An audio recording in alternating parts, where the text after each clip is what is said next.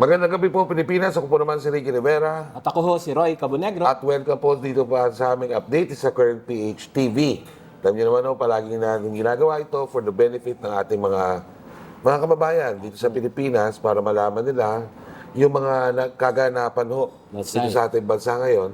Gayun din sa mga OFWs. That's right. Oh, Nasa ibang lugar tayo ngayon, Sir Ricky. correct. Oo, tapos lang ho namin ng pagkain ng napakasarap ng mga dishes po dito sa Lola's Cafe. So, That's pumunta ko kayo dito.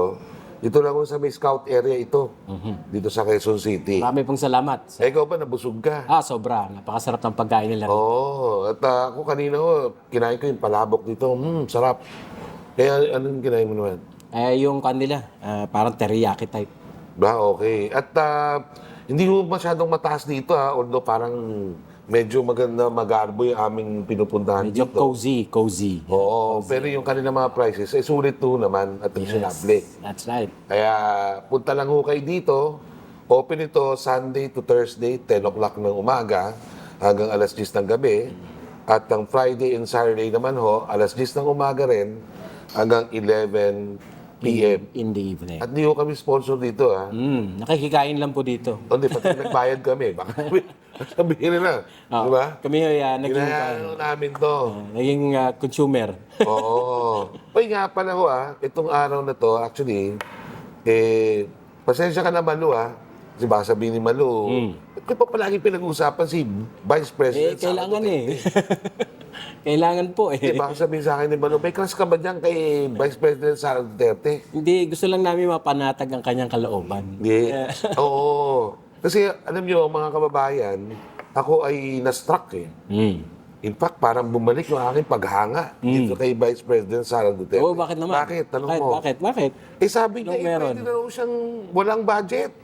Talaga? Oo. Ikaw? Sabi niya, yung Office of the Vice President, tatanggapin daw nila Kung ano, kung wala sila o hindi sila bigyan ng budget ng Kongreso. kahit piso ang ibigay, tatanggapin nila.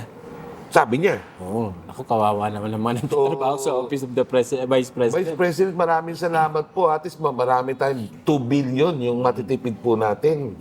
No? Mula sa kaban ng bayan, at least, di ba?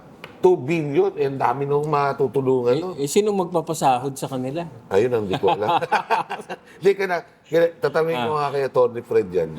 Paano kung halimbawa, walang budget ng OBP, saan kukuha ng sweldo? Si Vice President mismo. Automatic daw ata yan. Automatic ba na. Kasi yun? siyempre Paano- bawal naman. Paano yung mga ano niya? Pero yung mga director operation, niya? baka hindi. Yan ang maapektuhan, di ba? Oo. Talagang binabaan niya. Pero tiniyak naman nung nating Congresswoman Castro na hindi naman nung nila bibigyan ng piso o 2 pisong budget ang OBP. Ibig sabihin yan, simple lang yung sinasabi nila. Doon sa 2 billion na proposed budget ng OBP, gusto lang nilang bawasan ito ng substantial. Okay. Ano ko yung babawas nila? Ay babawas po nila, ito yung mga budget na binibigay ng OBP para ho doon sa mga Pilipino na lumalapit kay Vice Presidente Mga iba-ibang Sara serbisyo. Duterte. Correct. Eh marami silang mga satellite offices, di ba? Correct. All over At sabi nga ni Congresswoman na Castro, ito daw mga satellite offices na ito, strategically located dun sa mga voter-rich areas. Sabi niya. Kaya lang parang dinoduplicate lang din niya yung mga services ng aligned agencies. Hindi na problema, di ba? So, ibig sabihin, ang gusto ng mga aliado nito ni Speaker Martin Romualdez, hindi pala Speaker Martin. Sino? Hindi pala yun. Maya-maya yun. Okay. Oo.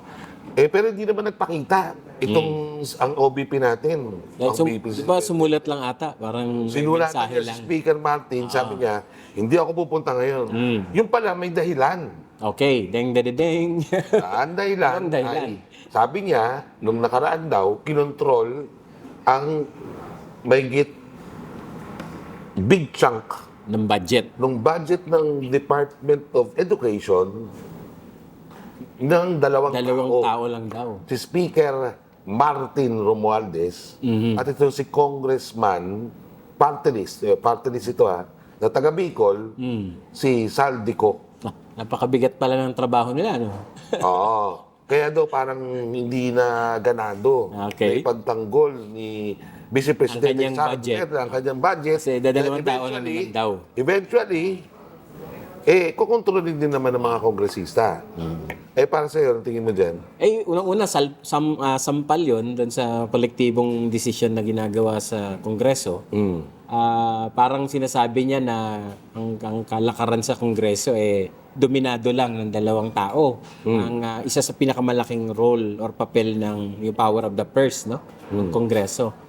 Nakaka-alarm yun kung yan ay may katotohanan. But at the same time, para namang sampal sa integridad ng Kongreso na ganun talaga ang kalakaran. Parang nabastos Parang nabastos sa akin. Kung nabastos Parang sinasabi mo ganito lang, simple lang yan. Sa 300 or so na kongresista, dalawa lang ang may utak. parang ganun ang implikasyon, ano? Yung iba hindi marunong paano mag-budget. Hindi, parang, di ba? Parang gano'n. Tama. Mga kababayan, baka kasi ma-misconstruct kami, hindi ko na sinasabi na tama o mali ang Vice Presidente. Pero this is one fact. Ito, share ko na sa iyo, kapatid. Yung sinabi ni Sara Duterte nung nakaraan, actually, narinig na ho natin yan as far back as 2023. That's right. Na kung saan may mga kongresista na medyo nagrereklamo dahil ito daw, kasama ng speaker, ay mayroon palaging role dun sa mga project at budget na binibigay ni speaker kada congressman. Kumbagay, dumadaan lagi sa kanya, sa opisina niya, Sabi nila. ang approval. Oo. Siguro mas mahirap ngayon kaysa noon. Siyempre, dininay yan ni Saldico. Sabi ni Siyempre. Saldico, hindi magiging imposible yan kasi ilan ng congressman, ilan yung tapos dadaan pa yan sa legislative, executive, Committee di ba? meeting sa pa may yan. cameral pa yan. Cameral pa yan. Iboboto pa yan ng ganito. So, parang sinasabi niya, sa dami ng tao doon, imposible naman na dalawa lang ang pwedeng mag-ano. That's right. Di ba? Sabi mo, Saldi? Ang problema niyan, ito. Sabihin naman natin. Okay lang. Kailangan malaman ng tao. Okay. Ang problema mo ganito. Baka makita ng Office of the Vice President yung majority ng mga kontrata for construction ng mga congressman. Yan. At makita nila na baka may korporasyon doon or mga contractor Yung paulit-ulit na lumalabas. paulit-ulit na lumalabas doon sa mga Okay. yan. Mga pet Oh, companies. yan po. Baka yun ang susunod na paputukin ng ating Vice Presidente. Well, kung sa bagay, yan ay public interest. Kaya kung mapapaputok yan, maganda rin, para malaman nating lahat. Oo. So, sa isang banda, dapat din natin itong tanggapin na positibo. Kaya wag ho nating baliwalain. Ito pong nireveal, in-expose ng ating napakagandang Vice Presidente. No? Baka may katotohanan kasi yan. That's right. Pero kung ako nasa Kongreso, whether it's true or not, initiate na kayo ng probe dyan. Di ba? Agad-agad, kasi can you imagine, it's the Vice President saying so. Dapat yung Ethics Committee siguro ng Kongreso tingnan na agad yun. or Blue Ribbon, for example. Kasi it's a very serious It's a serious accusation. allegation. Imagine nagsimula ng 5 billion yung kanilang budget, nagbalo na sa 21, tapos yung majority daw doon ay walang hawak ang DepEd. Although, Nandun sa kanila, pero budget. iba yung nagpapadaloy. Correct. So, seryoso ho yan.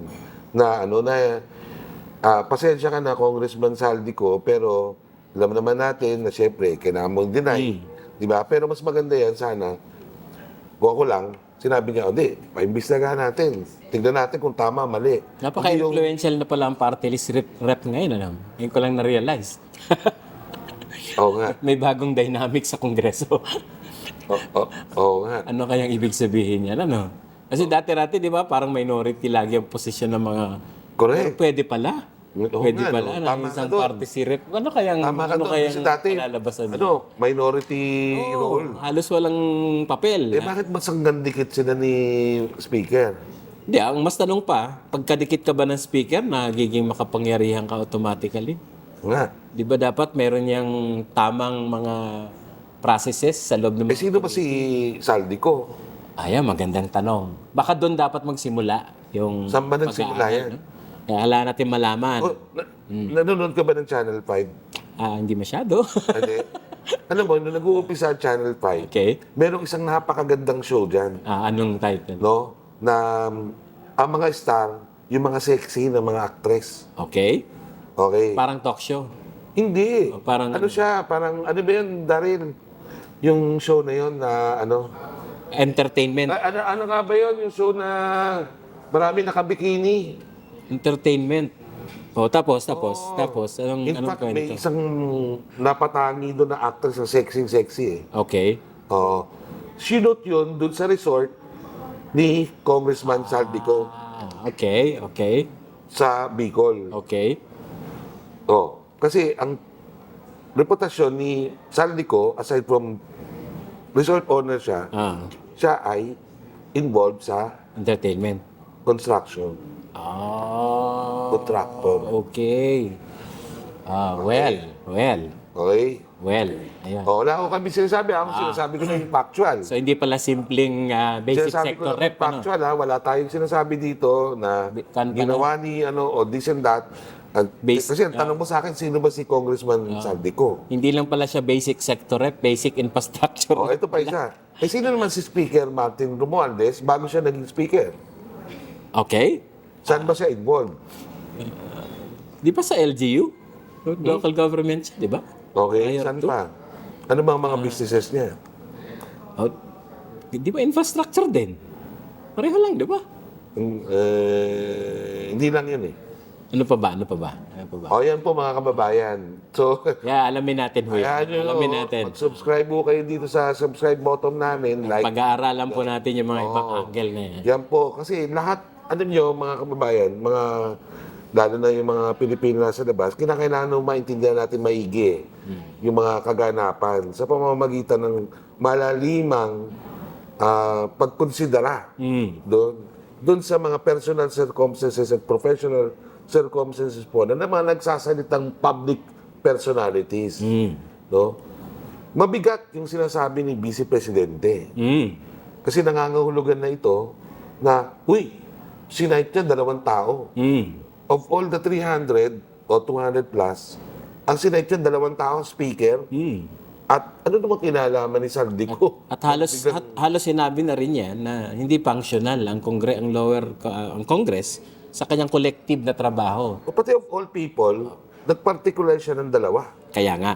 Di ba? Dahil nga doon sa pagdodominate ng dalawa Wala na yun, siyang takot na parang wala nang role yung Wala iba. siyang takot na sinabi niya 2 ang gustong dito. Absolutely, there is something wrong with that. Kung yan ay totoo, kung yan ay talagang kalakaran at nangyayari, may problema. No? May problema. Kasi hindi dapat Kasi makonsentrate pwede ang naman power. siya nag-particularize ng ibang anti-Duterte dun eh. That's right. Pero bakit itong 2 na ito? Anong meron?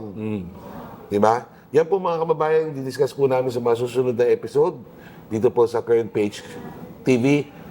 Magandang gabi po sa inyo.